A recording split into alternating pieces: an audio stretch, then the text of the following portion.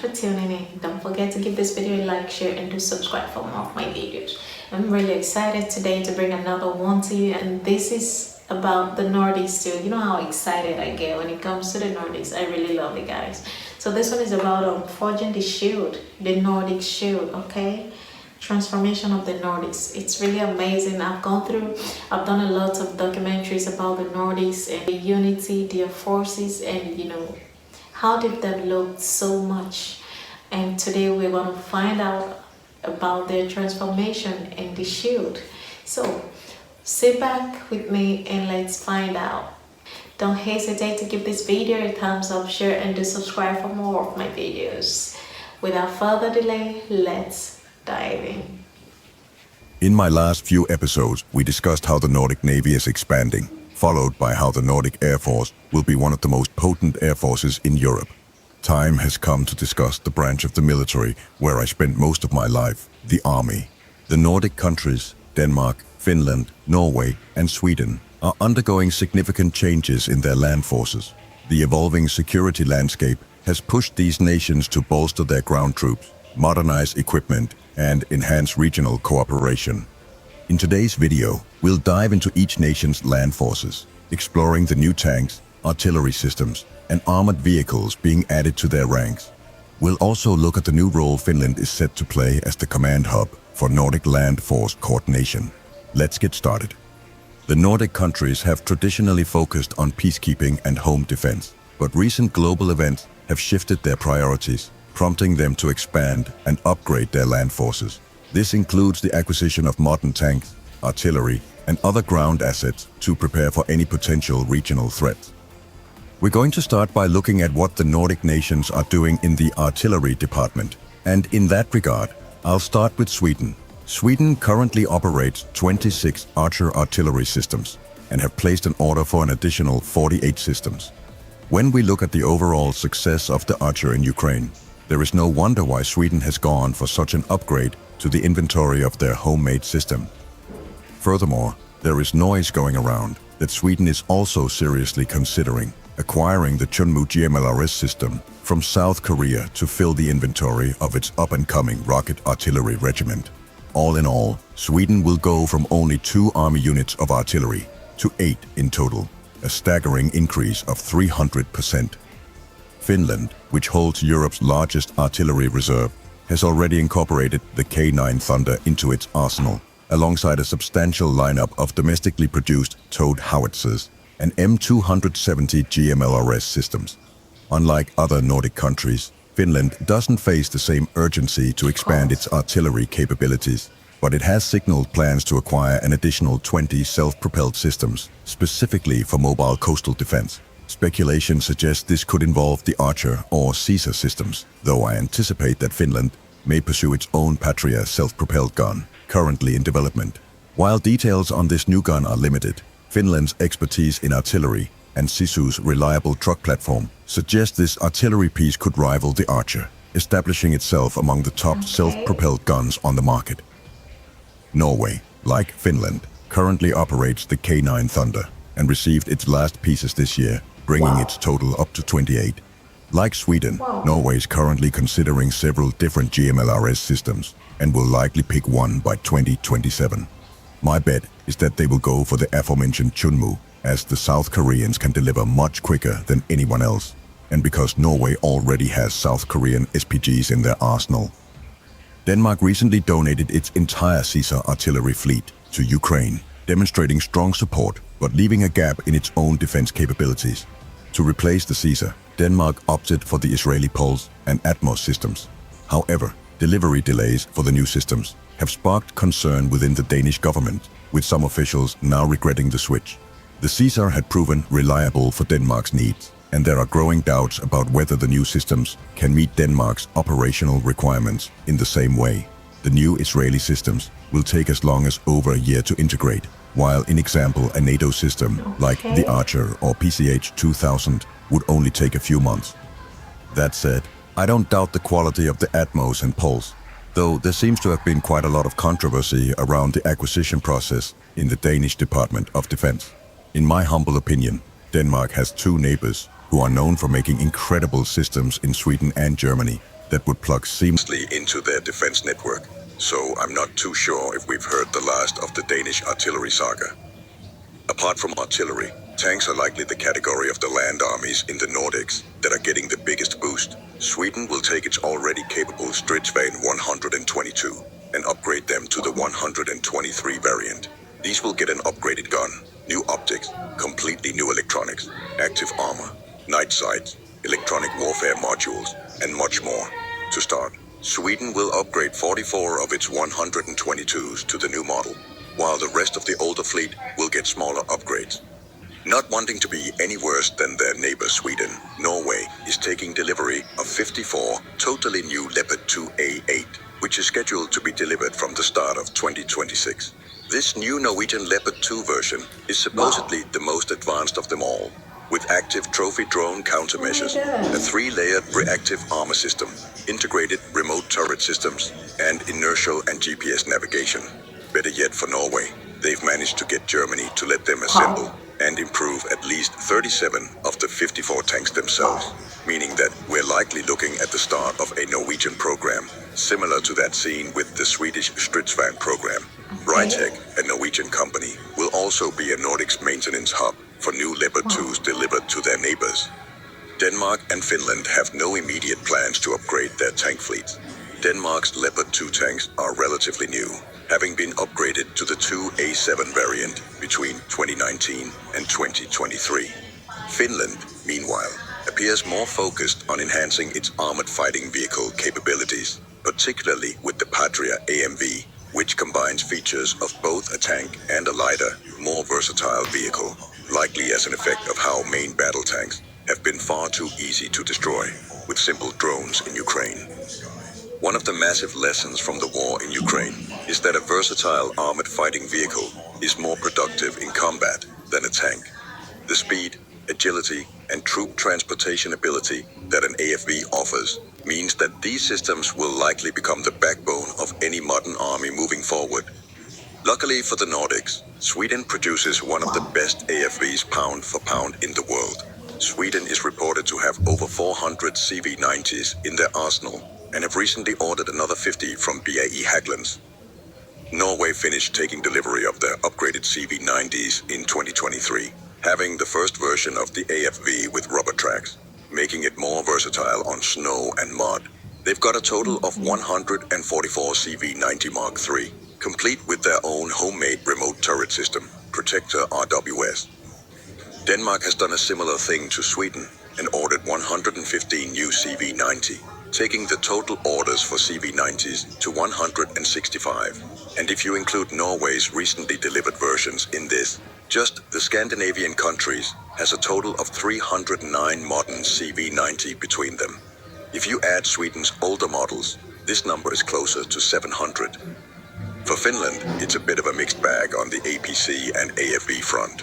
Finland famously makes the very capable Patria Pasi and have recently ordered another 40 Patria 6x6 armored personnel carriers, while also supplementing their already quite vast inventory with both mortar variants, tank killer versions, and Protolab Misu APCs.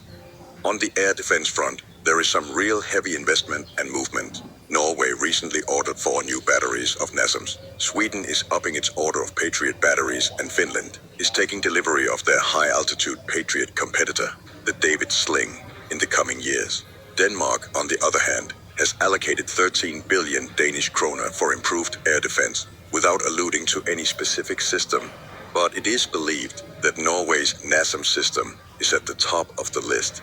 Now, I could probably go on with mentioning gear and equipment upgrades all day, but the point of this was to show you that there is a massive will for investment among the Nordic countries. And all in all, they're putting forward substantial amounts of money to increase the capabilities in all their armed branches.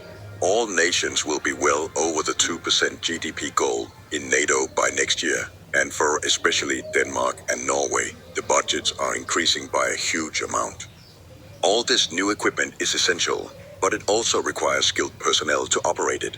So, let's take a look at how the Nordic countries are increasing their personnel to meet these growing demands. 5 months ago, I did a total overview of the Nordic land armies, and as you can see by the personnel totals back then, there was around 43,000 active personnel across all 4 nations. Moving on to 2030, let's see what the totals are set to be by using the newly unveiled plans and budget increases from all 4 nations. I've put 2030 because I expect that it'll take some years to form the new companies and units, though in some cases these positions should be filled by 2026. Denmark is set to increase the personnel of its army by an undisclosed amount. It will reinforce and recruit for its infamous 1st Brigade to a full NATO heavy battalion size of 6,000 men, and the light infantry battalion is getting reinforced with armored vehicles. Denmark is also adding several anti-air units when their systems arrive. So all in all, I expect an increase of something along the lines of 5,000 active personnel. Yearly conscription will increase to 7,500, and as a result of a larger army comes a bigger reserve pool. 5 years of a bigger army should increase the pool of reserves by about 3,000 a year. The Home Guard will likely remain more or less the same.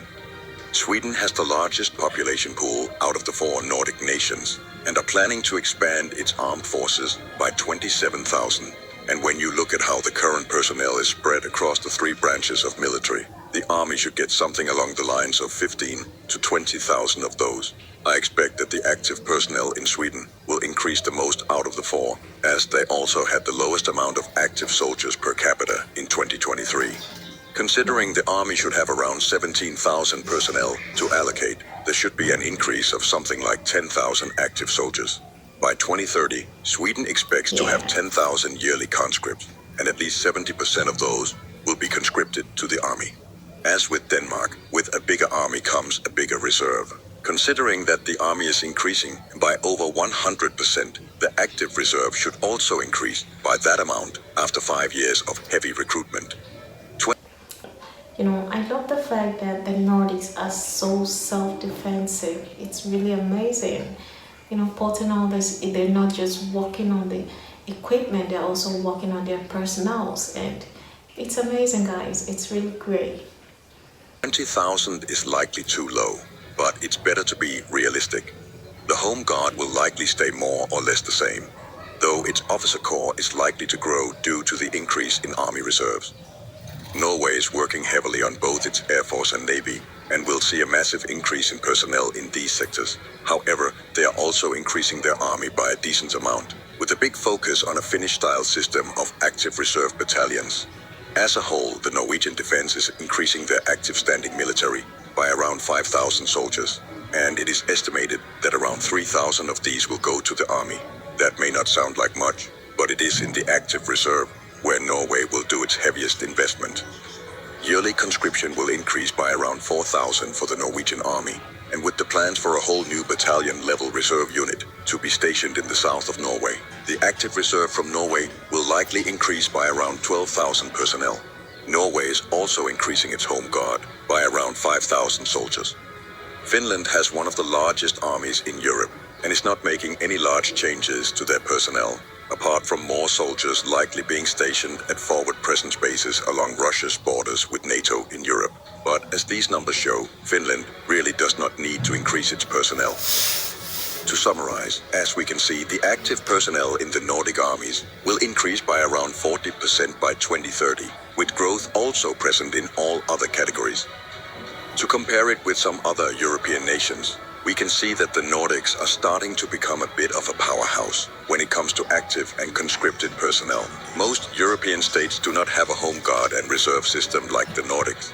So all in all, these figures show that the Nordics are taking their responsibilities very seriously. Now, let's move on to how this million-strong army will be working as a unit under the Nordefco and NATO banners. One of the strongest aspects of the Nordic military expansion is the growing emphasis on combined land training exercises, which prepare their ground forces for joint operations. Given the unique climate and terrain of the Nordic region, these countries have long prepared their forces for extreme conditions. However, recent large-scale exercises have taken this training to a new level. Exercises like Arctic Challenge and Cold Response bring thousands of troops together across the region, simulating realistic combat scenarios that involve ground forces working in various terrains. These drills allow Nordic land forces to practice coordinated defense and improve their tactical interoperability.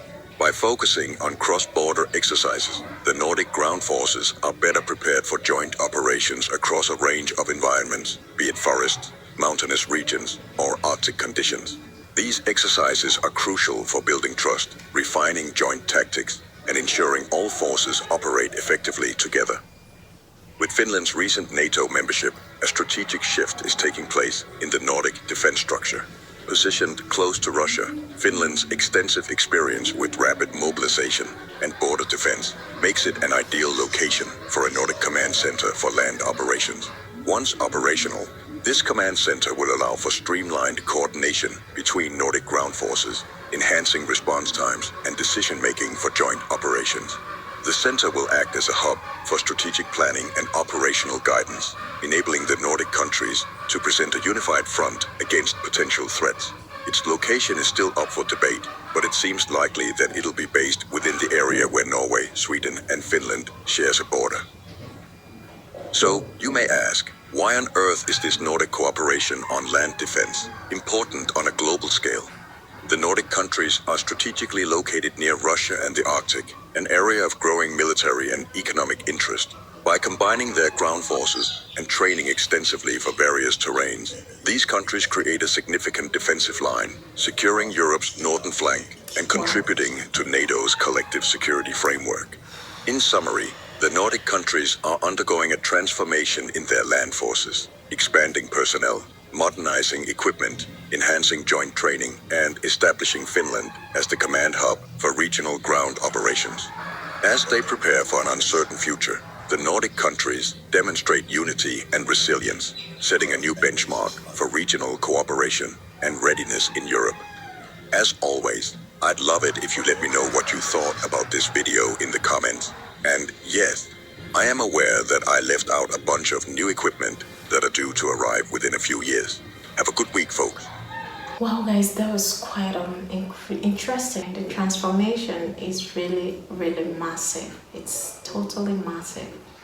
You know, with the Nordics standing together now, their forces are really going to be strong, and co-working together will make them understand each other and familiarize themselves with the equipment. And it's really amazing. Coming together to work together will make them stronger against any external attack, with or without NATO support.